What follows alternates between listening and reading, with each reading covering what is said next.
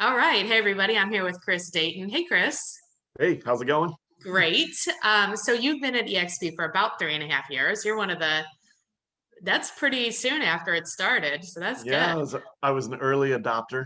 You I were an think my early agent number is like 6,000 or something like that. adopter. That's awesome. And you've been in real estate since 2012 and you've been a team leader. You have a team, like you've been kind of all over. Tell us what your reasoning was for coming over to eXp. Yeah, good question. So at the time, I had a team, a quote unquote mega team, if you Hmm. will, at my own office. And along with that comes a lot of expenses and a lot Yeah.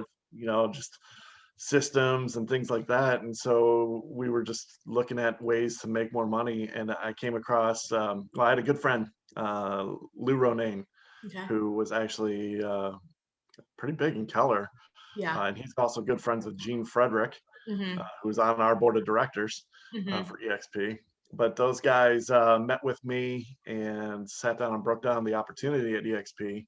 And a couple things did stand out right away that were Okay. different than what my current model was.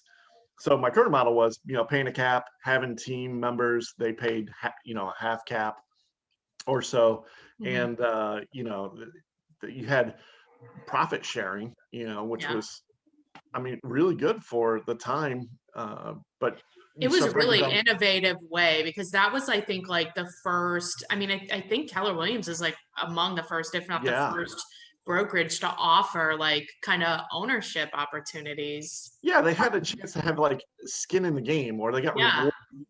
If you're an agent, you were getting rewarded for doing stuff you were going to do anyway, which was talk to other agents. And of course, you're proud of the place that you're at. So Right. you want to, bring in good, talented people. Right. Well, hey, if that concept's true and you find a great platform to run your business through, because that's that at the end of the day, Jennifer, for me, EXP is just the brokers that I run and do my transactions through. Right. I almost look at it like a vendor relationship, honestly, because Right. we have our own branding. We're the Dayton Yeah. Group of Realtors, and you got your team name.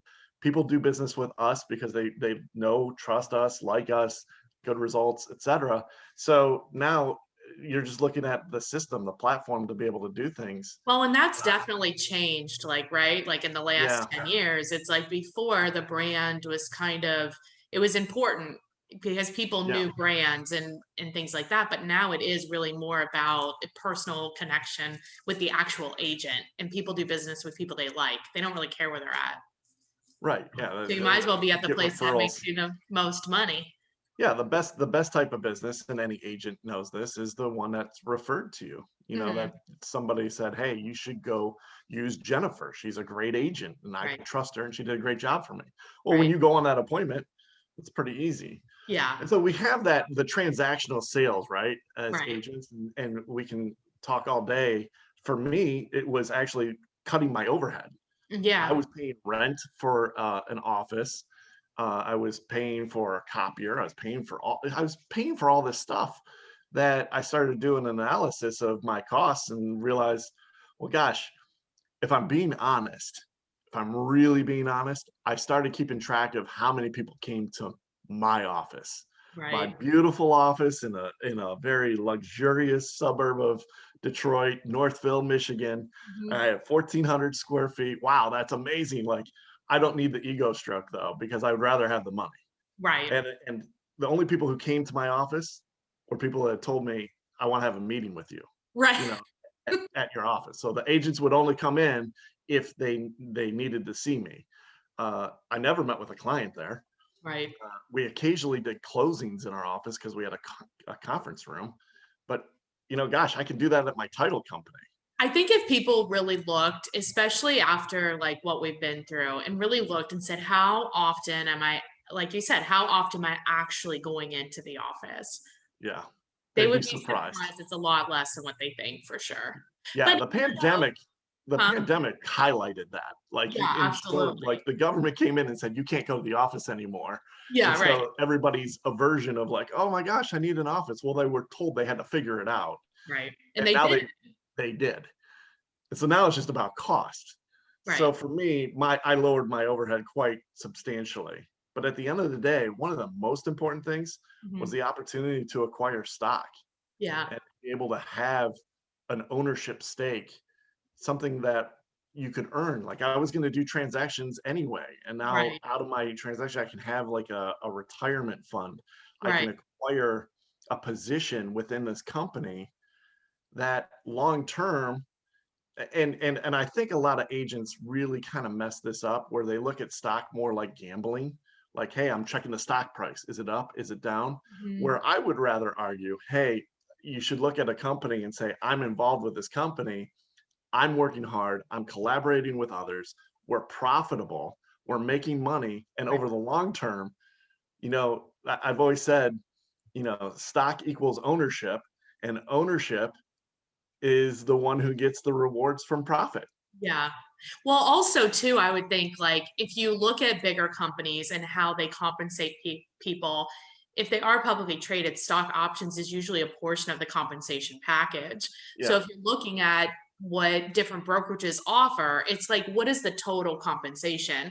So even if like, no matter where the stock is, to your point, it's still stock that you didn't have and wouldn't have the opportunity to have Yep. anywhere else.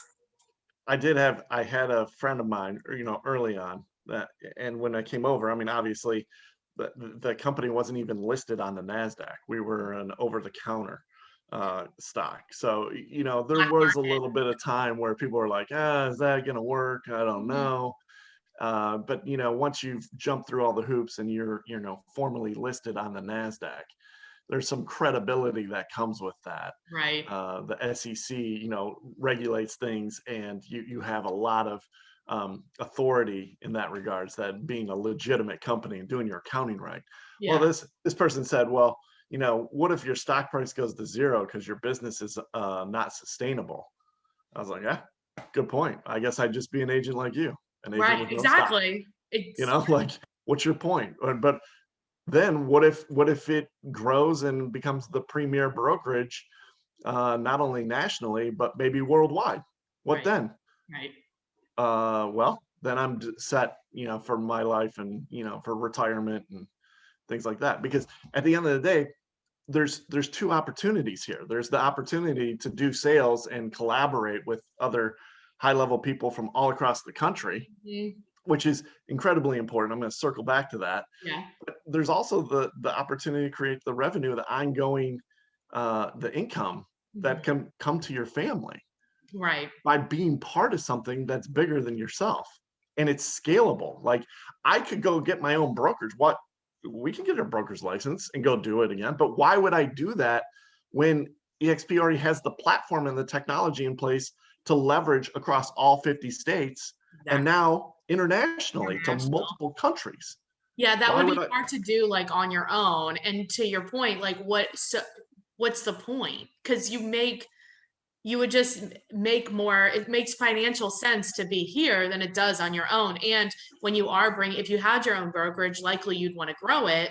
But like, what is the benefit that you're offering on your own would be a lot Yeah, less than what you could offer if you yeah, had from a brokerage under you. especially from the team standpoint, because that's one of the advantages that I thought, looking selflessly, you look at the people that are with you, your agents and the people that you want to work with.